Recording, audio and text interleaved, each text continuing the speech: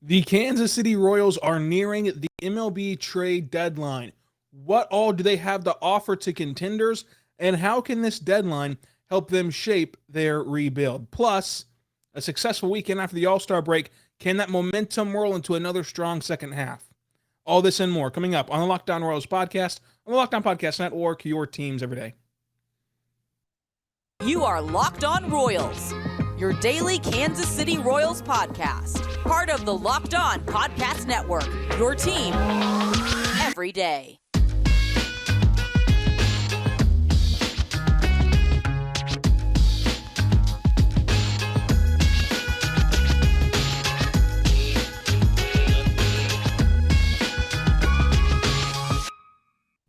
Let's get it going on the Locked On Royals podcast, on the Locked On Podcast Network, your teams every day. I am your host, Rylan Stiles. You can follow me on Twitter at Rylan_Stiles. Follow the show on Twitter at Locked On Royals and email the show lockedonroyals@gmail.com. On today's show, we're going to dive into the MLB Trade Deadline, which is a week away, and how can the Kansas City Royals capitalize on the trade deadline? How do the Royals, how are they equipped to help out these contending teams and help better their rebuild? And who is on the block? But today's show is brought to you by Blue Nile. Blue Nile is going to make your moment sparkle with jewelry from BlueNile.com. And going on now is the Blue Nile Anniversary Sale. Save up to 40% on classic fine jewelry pieces and 25% on engagement rings and everything you need to have a shop stress-free experience for your forever piece with BlueNile.com today. Now, I am going to thank you right now for making us your first listen every single morning, every single day. We're here for you talking Royals baseball. Subscribe to the show for free so you never miss an episode. And also, whenever you subscribe to the show for free, you can also subscribe on YouTube as well. And we can dive in now to the Royals trade deadline. So obviously the Royals are not, kind of where they wanted to be, right? This year, if you go back to April, the Royals thought that they would be, close to contention. Maybe not a playoff team this year, but they thought, they'd be right in the mix in the sense of 5 games out, 4 games out. Sort of like Baltimore, where Baltimore calls up Adley Rutschman and, that they have this fun team and they're 3 games out of the playoff spot right now with the expanded playoffs. And, who knows if they can make up those 3 games or not. It's not impossible. It's not impossible at all, but it's also, I don't think, likely just because, Seattle will probably hold on, Tampa Bay will probably hold on, Toronto, etc. So, Baltimore in the toughest division in the sport is right there for the playoffs, and that's kind of the role in which, that's kind of the role that Kansas City thought that they would be in this year. So now you enter the trade deadline and you sit 12 games out of a playoff spot, and you sit, 13 games out of the worst division in the sport, and you just have to kind of regroup. And so I think that the trade deadline for Kansas City will be very fascinating because Dayton Moore has so many options and so many decisions he has to make in the sense of balance. So let's start with just the clear-cut trade piece, Andrew Benintendi. Andrew Benintendi's having a fantastic year, and he's been fantastic in Kansas City. Now, he got the All-Star nod this year, and he was able to he was able to have just this resurgence, and he had his best season in years, with the Royals this year. But even last year, he was a really good player, and he was a really good piece for the Royals. So after, he was in Boston, if you remember, the reason the Royals were able to get him was that he finished, runner-up in Rookie of the Year voting, in his rookie season. He helped them win a World Series. And then he just forgot how to hit, and he forgot how to play. And I think that the Kauffman Stadium, I think that plays more to his strengths. I think that really helps him. And he was an all-star in Kansas City this year. He's won a Gold Glove in Kansas City last year. He's a World Series champion. I think that those all can factor in because while he did not play well in Boston his last couple of years, and that's when they traded him, if you go to his postseason numbers and you look at him in the postseason, he is batting 272 in the postseason with a 322 OBP and a 407 slugging, and his OPS is 729 in the postseason. So, like, this is a guy who has been able to show, who has been able to perform at the highest of high major league levels. So I think that really bodes well, too, for if you are a contending team that wants an outfielder, how many outfielders can say that they've already seen that playoff experience and they've already had success in the playoffs? Because we know that playoff baseball is just a different game. It's a different atmosphere.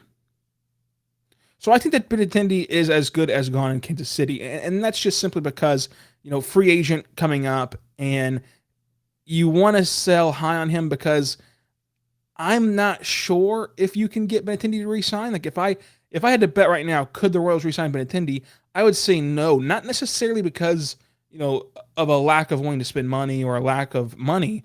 I think it's just more so the fact that, like, Benintendi wouldn't want to sign up for, being a 29-year-old in Kansas City with a team that is, next year, like, let's face it, at this point, next year, you're going to be better than this year, I think, but you're also going to be very young, and young teams struggle at times to win a ton of games, and you're still going to be figuring some things out. And then the next year after that, then you're looking to go to the playoffs, and then you're looking to kind of get this thing on the right track. So you're looking at like a 2024, 2025, 2026 window, and at that time, Benintendi will be, 30, 31, 32. I think that he wants to start winning as soon as possible again in his major league career. I think that could be what sways, his decision and his motives in the decision to re-sign or not. So it's not a Royals problem that he won't re-sign, in my opinion. I think it's just kind of a timeline problem, right? He just doesn't quite fit the timeline. He's just on that kind of breaking point, right? That borderline of, will Benintendi, be around for when the Royals want to be good again? And so I also think that, if you have any doubts at all if you can re-sign Benintendi, then I would trade him because his value is so high, even as a guy who is approaching free agency, and even as a guy who is approaching, the ability to walk after this year. So it'll be interesting to see how the Royals handle that. Now, I think that the Royals can get pieces in this trade that legitimately impact their next playoff run. And I can't say that about any other player that the Royals are going to trade this next week. And I think that, obviously it's tough because technically any player can impact anything. Once they're in your system, maybe you can find something out that their other system couldn't, and you can help them, win games and stuff. But my big thing is I just think that Benintendi's trade haul will be so massive that he will be able to, in a roundabout way, obviously contribute to your winning program, your winning organization at that time, whenever you get to that point. So with Benintendi, I think that they should trade him. I think that they will trade him, and I think that some teams that you look for are the Yankees, the Padres, the Mets. I think that those are teams that can truly impact things and truly give you a good haul because they need an outfielder for whether it be injury purposes, and of course the Yankees are searching for an outfielder. They've kind of increased their pursuit of Benintendi recently. The Yankees have. So you're going to get a Gold Glover. You're going to get an All-Star caliber player this year. You're going to get a guy who has performed on the biggest stages, and you're going to get a guy who can really help push your lineup over the top. Now, I don't know if he's going to carry your lineup, obviously, but look at the Yankees, man. Like, as the Yankees take out Gallo from their lineup and put in Benintendi, they're having a fantastic season. I mean, they're already having a fantastic season. They're having a otherworldly season if that happens. The only pushback I would say, or the only kind of question mark for me, and I think that it's a question mark for us because we're not kind of privy to this information. He's not vaccinated. He did not get vaccinated, and so unlike with Merrifield, we don't really have a statement from him, assurance from him that he would get vaccinated on a contending team. But Merrifield came out and said it. Like, if I get traded to a contending team and we have to go play Toronto, I'll probably get vaccinated. Benintendi has not said that publicly. He just left it short and sweet and left it at, it's a personal decision. So that might be something that, he has to discuss with, like, say, the Yankees, especially because they have to play Toronto in the division. here coming up the next month, and then they very easily are, of course, in the AL, so they could easily play Toronto in the playoffs. So maybe that hinders your package, your trade package, but ultimately I think that it'll work out, and I think that the Yankees are just kind of the best spot for Benintendi, barring them doing something crazy. Like if the Yankees trade their farm for Juan Soto, like obviously that probably takes them out of the Andrew Benintendi running, because you don't want to add another outfielder to that group if you just added Juan Soto. But still, it'll be very exciting to see kind of where he fits in. But yeah, this season has been incredible. A slash line of 317, 386, 401. And then he also has a 786 OPS with 3 home runs, 32 RBIs. And his OPS plus is 124. Like, he has been really, really good. So I am excited to see how he does, while still not losing any of his base running or any of his fielding either. So that's been really good, and I think that he can be a Gold Glove caliber guy again this year whenever it's all said and done. So that is the prize. That is the guy who is going to carry you in this trade deadline and get you back the package that really excites you. What are some names that still could get you some flyers on guys who, if it works out, they could be, huge boomer bust, prospects. I think that the Benintendi's prospects will be closer to a sure thing. These next trade packages will probably look like some boomer bust type of guys. So let's talk about it. And I want to tell you that we're introducing you to BlueNile.com, the original online jeweler in high-income adults, 100K, 1,000 plus, primarily males 25 plus, looking to get engaged or gift fine jewelry. To visit the website and also check out the Blue Nile customers today. Folks, I want to tell you right now that you need to go to BlueNile.com. You can have, a wedding jewelry, like engagement rings or bands. You can have fine jewelry, which is like considered diamond jewelry, cocktail rings, gemstone necklaces. You can really go there for everything you need, whether it's, making that big decision to commit to somebody and to and get engaged and get married. Like, they're there for you every step of the way. So make sure you go and check them out today.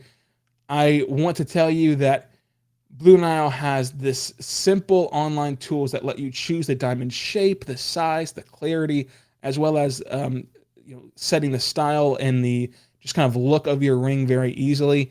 Blue Nile's bench jewelers will then handcraft her perfect engagement ring. Each ring is one of a kind. It is a very life special moment that the fine jewelry and engagement rings kind of fall into for you. It's going to be life changing. So whether you are ready to pop the question or you're celebrating a milestone moment, find the jeweler in BlueNile.com, as unique as her, with modern convenience of online shopping at BlueNile.com. So check it out today, BlueNile.com. Make your moment sparkle with jewelry from BlueNile.com. And going now is the Blue Nile anniversary sale. Save up to 40% on classic fine jewelry pieces and 25% on engagement rings and more. So every order is insured, ships for free, and arrives in discreet packaging, so it won't give away what's inside. Shop stress-free and find your forever piece. Go to BlueNile.com today. Check them out today, BlueNile.com.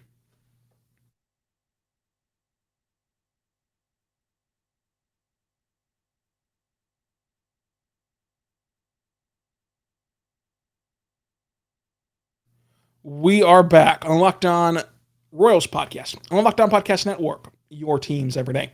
I am your host, Rylan Stiles. You can follow me on Twitter at Rylan_Stiles. Follow the show on Twitter at Locked On Royals. And on today's show, we're talking about the trade deadline. We're talking about how the Royals can pivot, right? Because they came into this year looking to compete, looking to take that next step in their rebuild. And quite honestly, they stumbled down a few steps. They stumbled backwards instead of moving forward. So this trade deadline can help you reposition. Trading Benintendi for prospects down the line, which, again, I think that those prospects, now, if I had to grade them, I think that these prospects, this will be your A-tier package, whatever you get back from Benintendi. And then we move on to what are some other names out there. And, surprisingly, for a team that's out of it, but was expected to take a massive leap, they don't really have that much to give besides Benintendi. I think that one name is Michael A. Taylor. I think that Michael A. Taylor can fit any contender just due to the value of his asking price. I don't think that the Royals would be looking to just, dominate a Michael A. Taylor trade. By that, I mean, like, they're not going to try to pull one over on you and just demand you give them your top 10 prospects in the system, right? But you can give them a flyer guy who's like, a 21-year-old guy that hasn't quite figured it out in your system, but still has raw talent. Maybe new coaching, new set of eyes on him. They can fix him. Stuff like that kind of a prospect, I think, is what you're going to get back from Michael A. Taylor. But he can provide value for teams. It's another outfielder that's a former World Series winner on this Royals roster. He won with the Nationals in 2019. Benintendi took a Gold Glove home last season as well.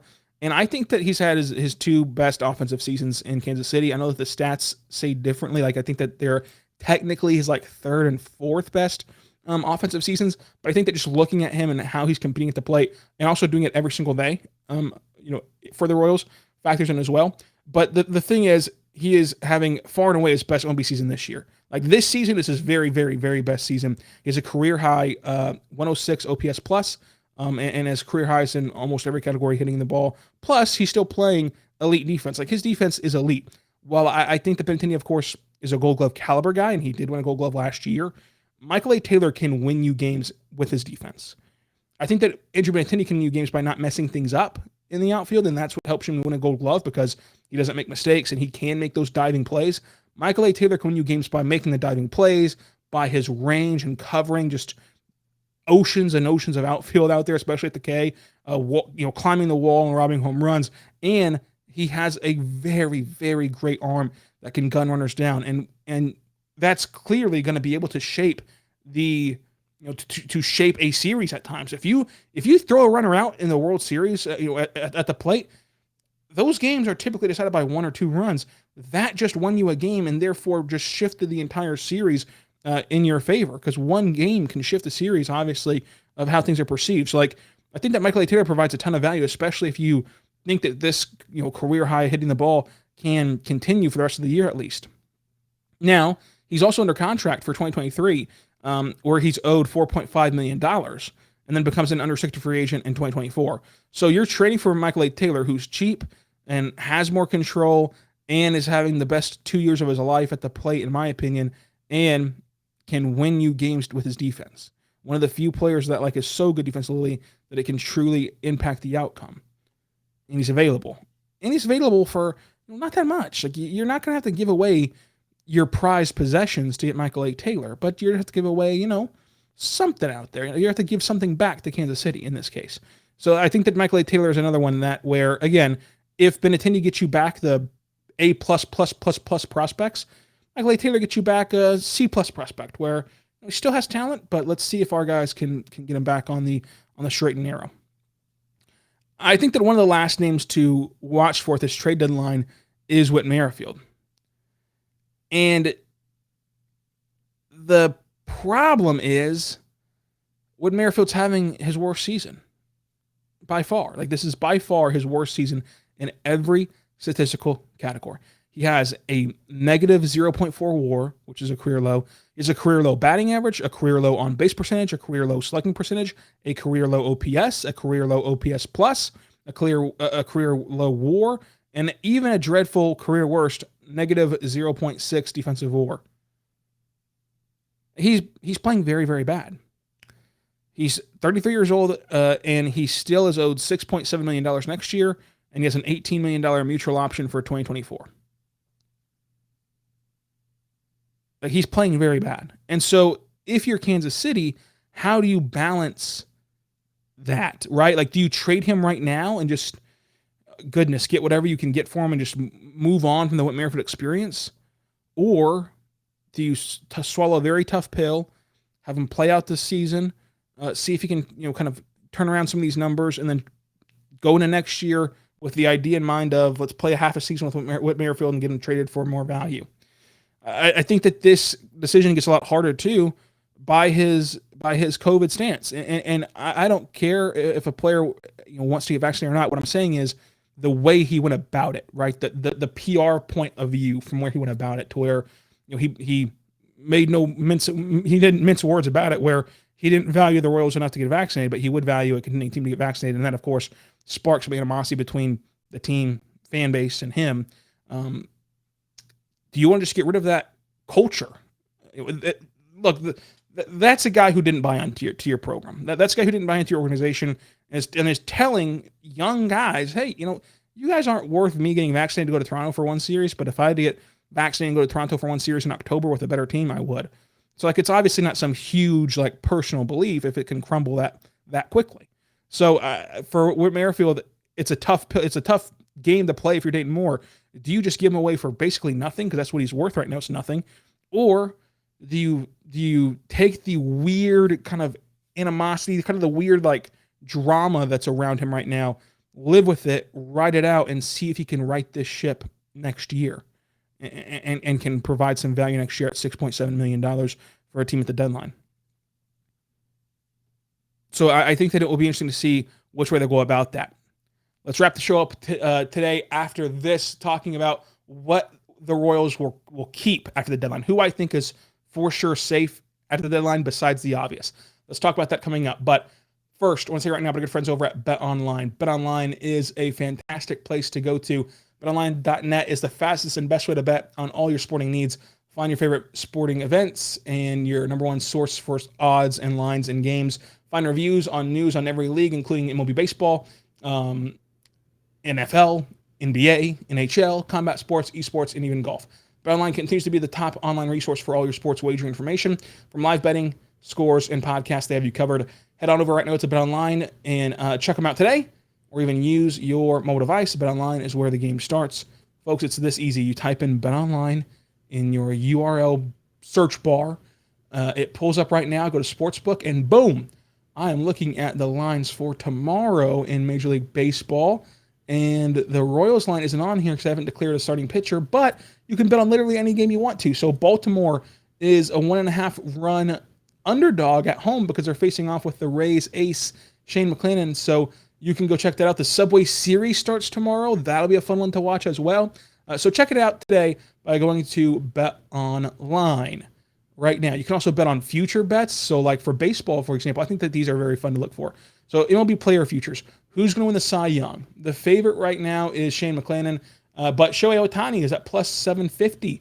If you think that he should win the he should win the Cy Young, I should say. World Series odds. This is what I got tongue-tied on. The World Series odds. The Yankees are plus 300, and they're the favorites to win, but the Dodgers are at plus 350. The Astros are at plus 550, and then the Mets are at plus 800.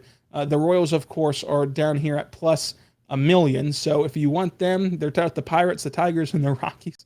If you want them, go check it out today at BetOnline. A lot of fun stuff, but there are some good value picks on the board for the World Series. I think that the Astros are a great value pick. I think that the Padres can be a great value pick, depending on what they do at the deadline. Like, I want to see them actually do it at the deadline first. But anyway, check it out today. BetOnline for the very best in sports where the game starts.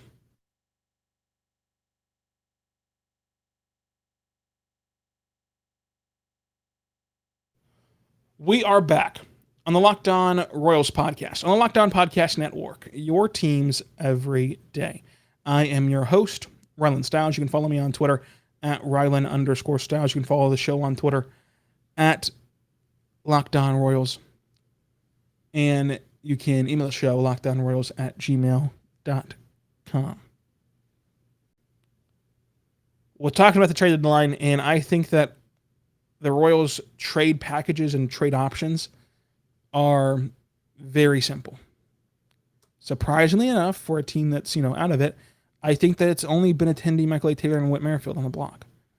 I don't see them trading away Salvador Perez. I just don't think that they're going to do that. I think that they're going to keep him around, and of course, they should keep him around. As far as their young pitchers go, obviously you're not going to trade any of them at all. Like, they're young, they're controllable, and they haven't had a great year, obviously, but still, they're young, controllable, and you're going to want to keep them around. And then, the elder statesman, like a Zach Greinke, does he want to be traded? If he wants to be traded and he wants to move on, sure, but he's not going to net you back anything to go and force your hand of trading him, right? Maybe Amir Garrett, but he's not having the best of years, obviously. He could maybe get moved in just a random deal that doesn't really move the needle for either side. And then past that, I think that you'd rather keep Scott Barlow and keep Josh Stelmont because while I really like them and I really think that they can provide a ton of value, I also think that they can have a better season next year, statistically. I think that they can look better next year, and you have them under control, so you can afford to play the waiting game with them. Sure, you could trade them, and I think that they'd have a fantastic bullpen spot for contenders right now. I think that they're just kind of built for competitive baseball. I just think that you should wait and let them, not develop, like let them bounce back, I should say. Yeah, bounce back for the Royals next year. So to me, the deadline is pretty simple for Kansas City, and you're really just waiting on what happens with Andrew Benintendi. They're really just waiting on, seeing what that big haul is. And I will say, you have to factor in, too, Carlos Santana's trade, which I think Dayton Moore deserves a ton of credit on. We can go and use a red pen and talk about Dayton Moore's history as a GM, but that Carlos Santana trade, I think, was one of his better moves, because you traded a guy in Carlos Santana who was perceived to have zero value, and I think that you got two really good, prospects who can play Major League Baseball and can contribute.